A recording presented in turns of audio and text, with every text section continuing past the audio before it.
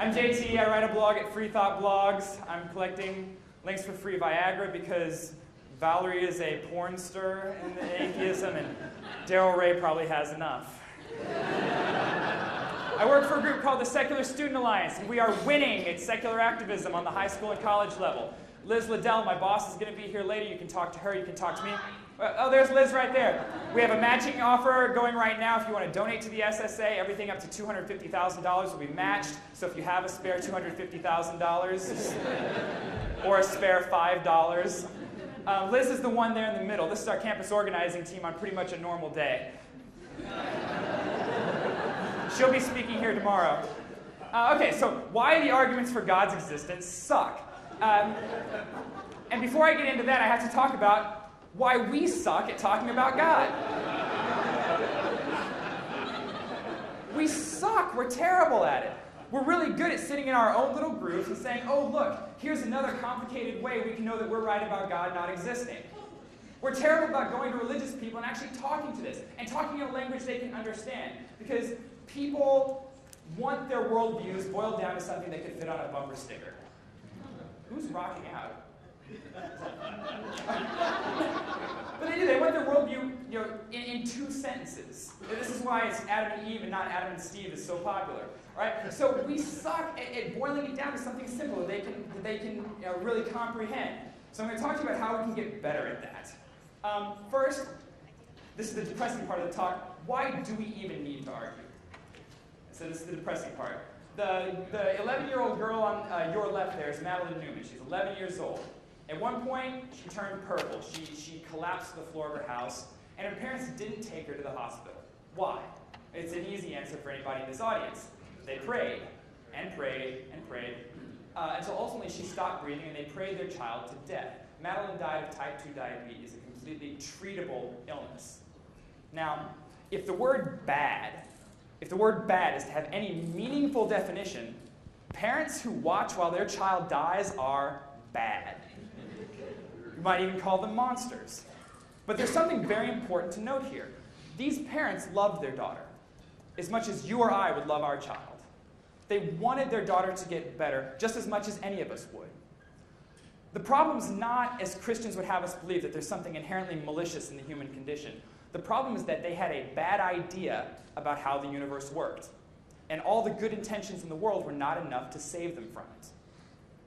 If you have good intentions, it is a moral obligation for you to try to be as reasonable as possible to make sure that your good intentions are borne out in the results you see. This is why whenever a Christian tells me, oh yes, those Christians are bad, but they're not my Christianity. Not good enough. You're only saying that those Christians are different.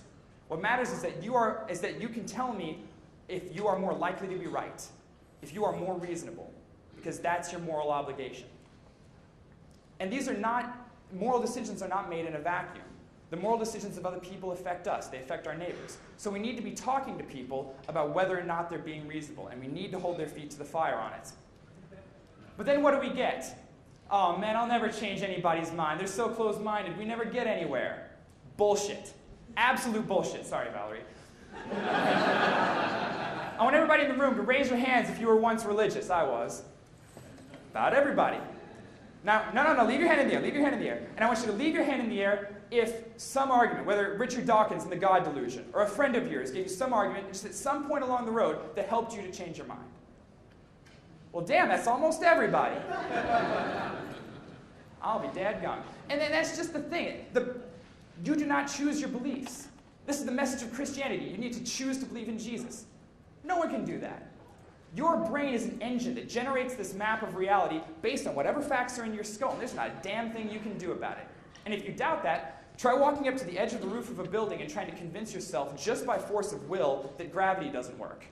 There's not a single person in this room that can do it, because we don't choose our beliefs. So once we get the right facts into someone's head, they're powerless. They're powerless to do anything else. And this is what kills me when people say, oh, they're just so closed-minded, we'll never get anywhere. Because it's taking the responsibility away from you. It's putting it on them. It's saying it's their fault and not yours for maybe looking for a way where you could improve your skills at communication, where you could refine your arguments to make them more listenable. That's on us, and we need to start taking that responsibility. All right, so there are certain tricks that'll get used to either get you off the subject or to get you to not talk about religion with people. I want to talk about some of those first. First one is respect. Groan.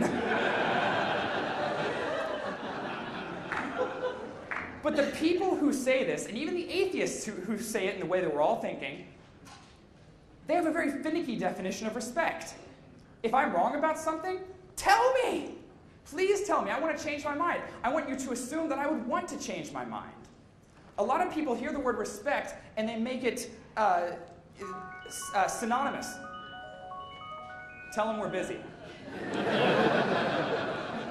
And they make it synonymous with placating someone, as if they didn't have the fortitude to withstand some criticisms about their belief. We can work with religious people and coexist without creating this culture of condescending one another and then treating it as respect. Tell people what you think. Help them to be better, reasonable people.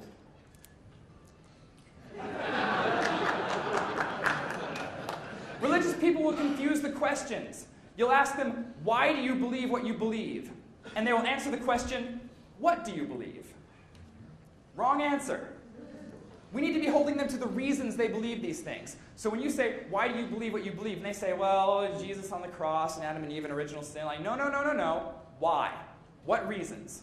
What evidence? Don't let them dovetail you like that. Another thing is they'll say, well, isn't it just possible that God exists? Or isn't it possible that my religion is true? And yes, it's true. There is a non-zero possibility that religion is true. There's a non-zero possibility that unicorns exist. We're talking about religion, Charlie. But we're not arguing about possibility. We're arguing about plausibility. You can concede possibility, but that's not enough. They need to establish why this is most likely true, and possible is just not enough. The last one, can we agree to disagree?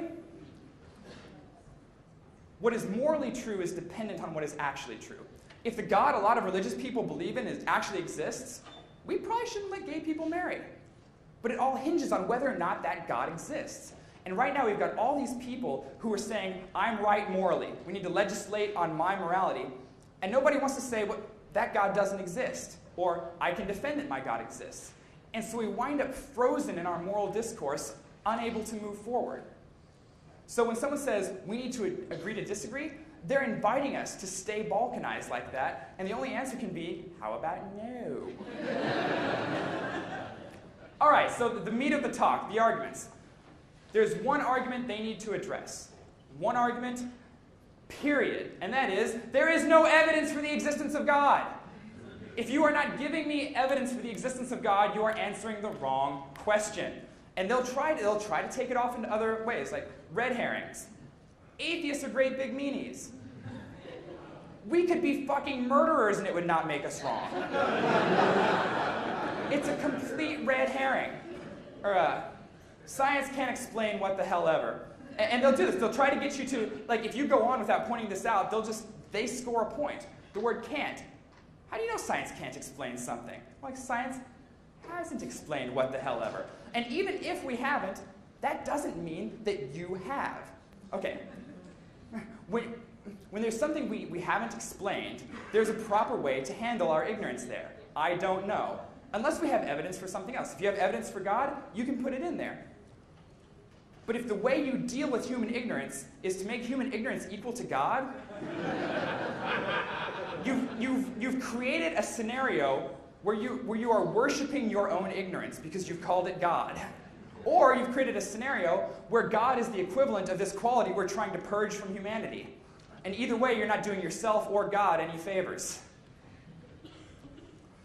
So I've made this healthy flowchart to help. Is this a piece of evidence to God's existence? If yes, proceed. If not, stay on target.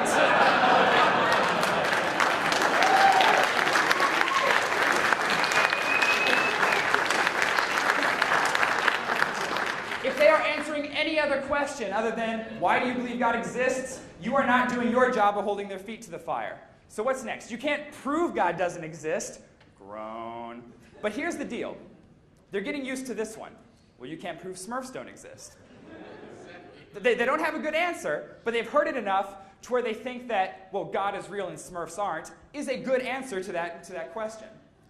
We need to get them to use conventional logic, the same logic they use in every other part of their lives, when they get to the God question.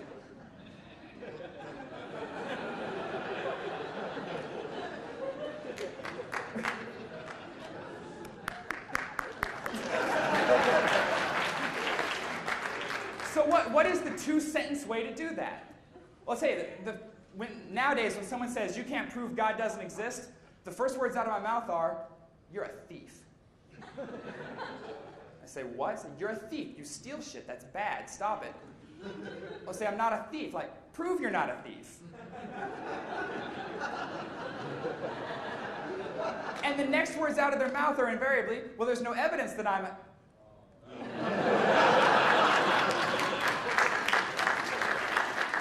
And it takes them off their script and it makes them think. This is our job, and it can be done quickly, concisely, and in a way that communicates to them, in a way that makes sure that cognitive dissonance sets in. All right, next, they'll be like, oh, but science and religion are totally compatible. And how many of us have seen people go and start using all kinds of polysyllabic, scientific words having this argument? There's no reason to. I mean, this is Ray Comfort's whole spiel, right? And I'm telling you right now, if you start talking to religious people, like normal religious people, like in church and stuff, they listen to this guy and they regurgitate it, right? But you don't need to make it this huge complex issue. Because take just someone rising from the dead. I mean, this is the province of biology. Biologists have something to say about people rising from the dead. And all Christians believe this. Or someone walking on water. I mean, this is something that physicists might have a bone to pick with. Or the idea of someone could be converted into a pillar of salt. I mean, this is chemistry, right? And you think this is compatible? Or how about a global flood that somehow left no evidence? I mean, geologists might just shit a brick at this idea. And even if the geologists have nothing to say about this, the historians do have something to say about it. This is Richard Carrier, the historians do have something to say about it because lots of civilizations, like Egypt's 6th dynasty, made copious records of their civilization when the flood was supposed to have taken place, somehow missed dying. Pretty resilient folk, those Egyptians. But there are religious scientists. And it's true, there are religious scientists. But the thing is, they're not religious for scientific reasons. Otherwise, they'd be publishing papers on God's existence in peer review. We'd be reading about it in textbooks. But JT, there are groups, totally secular groups, like the Discovery Institute, who are trying to publish papers. And they're trying being the operative word, never succeeded. So even if someone is regurgitating their stuff to you in language you don't understand, because you're not a science major, it doesn't matter that you can't respond to them. All you have to say is that the experts disagree. And it's not just that the experts disagree, but if they have this information that can confirm God exists and get it into textbooks and the scientific consensus, why the hell are they telling you? I mean, you guys are students and plumbers and waiters and music majors. I mean, when real scientists make a discovery, do you think they run up to waiters and be like, hey, I've made this cool scientific discovery, let's start a grassroots movement to get it into textbooks? No! They go to scientists to make sure their work is correct. And that the Discovery Institute, Christians, is rushing to you with this stuff, and not to the scientists, should tell you something. It should say not only a great amount about them, it should say a great amount about what they think of you. And in the future, you should probably remember who they are and how they operate. We all defer to the experts. They'll say, argument to authority, but we all defer to experts. If you like having plentiful food, if you like iPhones, flying on airplanes, you're deferring to the experts. We can't live long enough to become experts on everything. We have to defer to the experts. Now, if you disagree with the experts, what does your position look like? I mean, to you, science must be the greatest coup in the history of ever. Just laying low for thousands of years, unveiling the mysteries of the universe, giving us plentiful food, clean water, medicine, computers, laptops, pornography on the internet. Internet is for porn. Only so that just now, So now, thousands of years later, they can mislead us on evolution. They don't realize it, but this is the scenario they're painting. And you need to tell them, just as concisely, that this is completely implausible. If you believe that people will rise from the dead, you're on the wrong side of science. Period. All right. So then they'll be like, oh, but everything's ordered. It all looks designed. And does the universe look designed? Well, no. The universe creates order all by itself, which is exactly the universe we would expect to find ourselves in if there was no God. Take snowflakes, for instance. Far more complex than liquid water, unique, each and every one, but who feels the need to invoke a snowflake-making God? Nobody, because we know the natural processes that create that order all by themselves. And it's the same from stars to DNA replication to literally everything. In fact, as Richard Carrier famously says, there was once a time when nothing was explained. Ever since that time, everything we have explained has been found to be the product of mindless forces acting on inanimate objects. How will all the rest turn out? So even for questions we haven't answered, such as the question from whence comes the universe, we need to look at the historical trend in discovered knowledge. And science is not finding God. It's finding natural causes, even for order and complexity. But JT, isn't science your religion? Isn't science a matter of faith? No! I want to vomit blood every time someone says this to me. It's a belief, but it's a belief that gets confirmed over and over again. Every time we drop a stone and can measure its rate of descent, it's confirmed. Every time we throw a satellite to the outer reaches of the solar system and hit something the size of a pinhead, it's confirmed that the universe is consistent, which is the only assumption science makes. It's confirmed over and over again. And even religious people live on the assumption that the universe is consistent. For instance, if you walk by a hot stove one week and burn your hand on it, you're not going to put your hand on the stove next week because you expect the universe to be consistent. It's also the reason why if you saw an animal talk, it would probably freak you the hell out. It's also the reason if you saw 20 animals talk, you'd start to get used to it. All we're asking of the religious people in terms of science and in terms of their own beliefs is that they stay consistent. They operate this way everywhere else. Stay consistent. But JT, what about the prophecies confirmed in the Bible? Let's talk about those. The vague prophecies. This is from Luke 7:27. This is the one about whom it is written, I will send my messenger ahead of you who will prepare the way before you. This is not much of a prophecy. Here's one I made up last night, drunk. There will come a time when 3 evil men will rise to power and a woman will oppose them, leading the people against them. This will be fulfilled in the next 20 years, I'll bet anything. How much divine inspiration do I need? Here's my horoscope from today. I'll be damned, it's a miracle. Here's what I could do, a 21st century mortal with Google. In the 2nd century Rome, there shall be 5 emperors, and they will be named Nerva, Trajan, Hadrian, Antonius Pius, and Marcus Aurelius. Shouldn't God be able to do better than a mortal with Google? I mean, with being all-knowing and all. And this is the standard you should hold them to. So the presence of vague prophecies in the Bible kind of negates the idea of a God who's any wiser than me and Google. Trivial prophecies. How impressive is this? Tomorrow the sun will rise. The Bible's full of prophecies like this. Why don't they say something like, tomorrow the sun will not rise? Now that's a prophecy. But the Bible doesn't do that. When it does, it's invariably wrong. Or cheating. Jesus, if he existed, was a rabbi. He would have known the Jewish literature, so he would have known what prophecies he had to fulfill. The if he existed part is going to be tackled by Richard Carrier later in this session. Rejoice greatly, O daughter of Zion. This is from Zechariah 9:9. This will get brought up a lot. Shout, daughter of Jerusalem. See, your king comes to you, righteous and having salvation, gentle and riding on a donkey, on a colt, the foal of a donkey. And this is not just conjecture on my part, because in Matthew 21:2-5, Jesus says, go to the village ahead of you, and at once you will find a donkey tied there with her colt by her. Untie them and bring them to me. If anyone says anything to you, tell them that the Lord needs them, and he will send them right away. This took place to fulfill what was spoken through the prophet. Doesn't that seem like cheating? How difficult is it to fulfill a prophecy you already know about? Hint, not.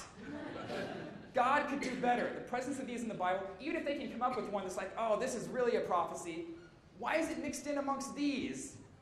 Couldn't God have done better if he was really trying to communicate with us? All right, So this is a good time to talk about moving the goalposts, because they'll do it. We've gone through all these arguments so fast, which is what they'll do. You'll trash one, it'll be dead to rights, and they'll just move on to another as though nothing ever happened. But then when the next chump comes along, boy, they'll go right back to that argument. Don't let them do it. Keep them on it. If they go prophecy and you beat prophecy down, don't let them go to another one. Say, hold on, hold on, hold on. I want to help you make sure that we're on the same page here. And if this is a bad argument, we shouldn't use it in the future, right? And tie them down to it. Set in the cognitive dissonance and let them know there's public accountability for being wrong. All right. But history. But no. But the Bible is so historically accurate. Say for a moment that it's not. But even if it were totally historically accurate, I could take a history book compliant with history as we know it and write on the last page, and Elvis rose from the dead. The fact that it's historically accurate will not mean that Elvis rose from the dead. In fact, you can say to Christians, what is the two-line answer here? Right now, there are religions making their holy books, new religions making their holy books right now. And they will be historically accurate. Not because the religions are true, but because they were written at a point in history. Historical accuracy says nothing to the truth of miracle claims or the existence of God. And here's the good one. But I feel God. Yeah, all those arguments suck. I don't even know why I brought them up. But I feel God. And here's the deal. I think they're sincere. I think they're telling the truth. But what they don't realize is that our senses can kind of suck sometimes as far as giving us the right input information. So I'm here to tell you right now. Here's an example to prove this to you. Square A, square B are the exact same color. Now and here, I'll prove it to you. Now, I did this down in Texas, and someone said, well, it just changed colors as it went down. Okay, let's try it again.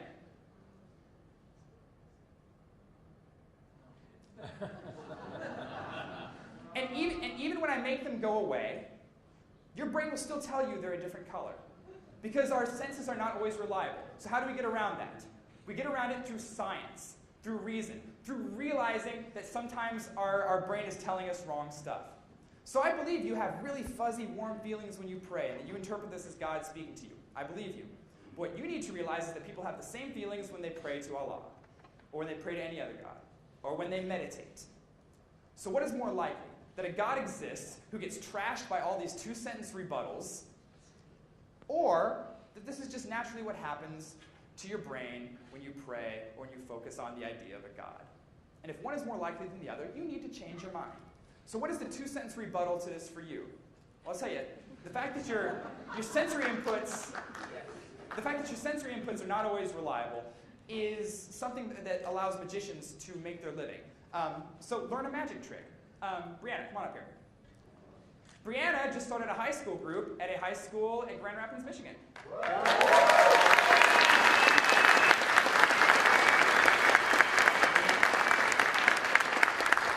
Hold your right arm out and pull your sleeve back. PZ, can you come up here? Come on. Right. Okay, now what I'm going to have PZ do, let me tie this knot here. What I'm going to have PZ do is I'm going to have him hold your hand. Aww. All right, now, he's doing that so there's no way I could pull this off the edge of your arm. So if I was going to get it off your arm, the only way I could do it, pull down for me real quick. 1, 2, 3. Oh, God, I'm going to break your arm. Yeah, oh, my God. Please with that? Oh, my God, I haven't done magic before. We're going to try that one more time. All right. All right, PZ. There you go. Knock yourself out. There we go, and there we go. And it's a knot, and you can examine it. So learn a magic trick.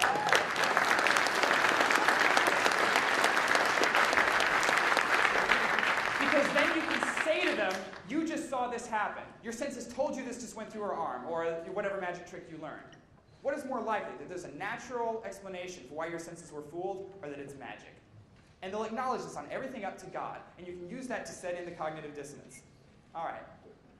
Does God make people better? The moral argument. So I'm running low on time. Short answer, no. Prisons are full of religious people. And remember, we don't choose our beliefs, right? Can't choose gravity, doesn't work. So how much sense does it say, or make of God to make me with a brain like that and say you have to believe in something absurd or go to hell? Just choose to. I can't do that. It's impossible for me. God is kind of a jerk at making me with that brain. Or you'll hear with atheism you can't have absolute morality. And there is no absolute morality. You know, the 10 Commandments, thou shalt not lie, all the time. Because if you're harboring Jews in Nazi Germany and the Gestapo knock on your door, the moral thing to do is to lie your ass off. Morality changes based on our situations. And here's the catch-all at the end. But I have faith. Two-sentence response. Can you distinguish faith from gullibility for me? And if you can't, maybe faith isn't as noble as you thought. And if you say that religious faith means having reasons, good. We can talk about those reasons. And then these. God works in mysterious ways. Is there any evil or just stupid aspect of existence that can't be explained away that way? Is there any, seriously, argument so ludicrously at odds with reality that you can't defend it by saying God's ways are mysterious? If not, this might be a biased argument here. Or God's thinking is like so beyond ours, man, which only gets brought up when you're defending something incredibly stupid God did. God's so smart, he did this stupid thing. Or you can't judge God by human standards. Fuck, what other standards do we have? These are the standards he left us with. And these are the standards we use to establish God's goodness in the first place. So are these pieces of evidence that point to God's existence? No, they're excuses. You need to get them to stay on target.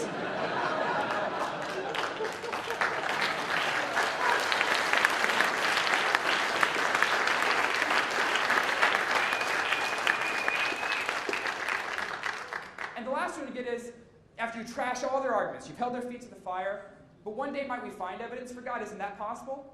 Yes, it is possible. And at that point, we'll change our minds, but not a second sooner.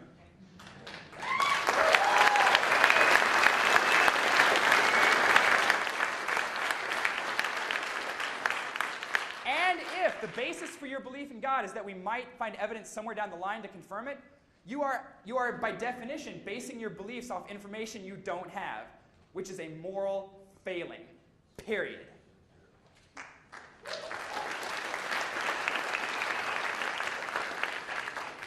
So what is the moral take-home of this? You don't need 5 PhDs in everythingology to talk to people about God. You need common sense and the ability to tell when someone's trying to distract you with red herrings or bad arguments. And you need to realize that being reasonable is a responsibility we all share as human beings and teammates down here on Earth. And we need to start holding people accountable for it. Thank you.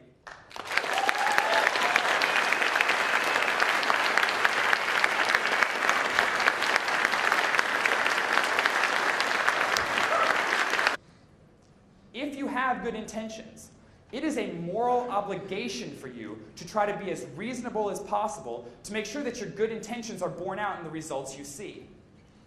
This is why whenever a Christian tells me, oh yes, those Christians are bad, but they're not my Christianity. Not good enough. You're only saying that those Christians are different.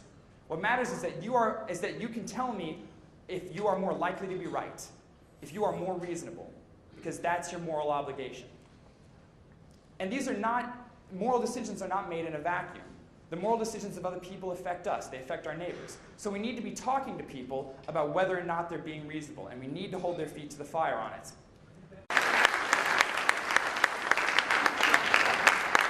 Hi, I'm JT. I write a blog at Free Thought Blogs. I'm collecting links for free Viagra because Valerie is a porn star in the atheism, and Daryl Ray probably has enough. I work for a group called the Secular Student Alliance, and we are winning at secular activism on the high school and college level. Liz Liddell, my boss, is going to be here later. You can talk to her. You can talk to me. Oh, there's Liz right there. We have a matching offer going right now. If you want to donate to the SSA, everything up to $250,000 will be matched. So if you have a spare $250,000 or a spare $5, Liz is the one there in the middle. This is our... But they want their worldview, in 2 sentences. This is why it's Adam and Eve and not Adam and Steve is so popular, right? So we suck at boiling it down to something simple that they can really comprehend. So I'm going to talk to you about how we can get better at that. First, this is the depressing part of the talk. Why do we even need to argue? So this is the depressing part. The 11-year-old girl on your left there is Madeline Newman. She's 11 years old. At one point, she turned purple. She collapsed to the floor of her house, and her parents didn't take her to the hospital. Why? It's an easy answer for anybody in this audience. They prayed, and prayed, and prayed, until ultimately she stopped breathing, and they prayed. Campus organizing team on pretty much a normal day. She'll be speaking here tomorrow. Okay, so why the arguments for God's existence suck. And before I get into that, I have to talk about why we suck at talking about God. We suck. We're terrible at it. We're really good at sitting in our own little groups and saying, oh, look, here's another complicated way we can know that we're right about God not existing. We're terrible about going to religious people and actually talking to this, and talking in a language they can understand, because people want their worldviews boiled down to something they could fit on a bumper sticker. Who's rocking out? Made their child to death. Madeline died of type 2 diabetes, a completely treatable illness. Now, if the word bad is to have any meaningful definition, parents who watch while their child dies are bad. You might even call them monsters. But there's something very important to note here. These parents loved their daughter as much as you or I would love our child. They wanted their daughter to get better just as much as any of us would. The problem is not, as Christians would have us believe, that there's something inherently malicious in the human condition. The problem is that they had a bad idea about how the universe worked, and all the good intentions in the world were not enough to save them from it.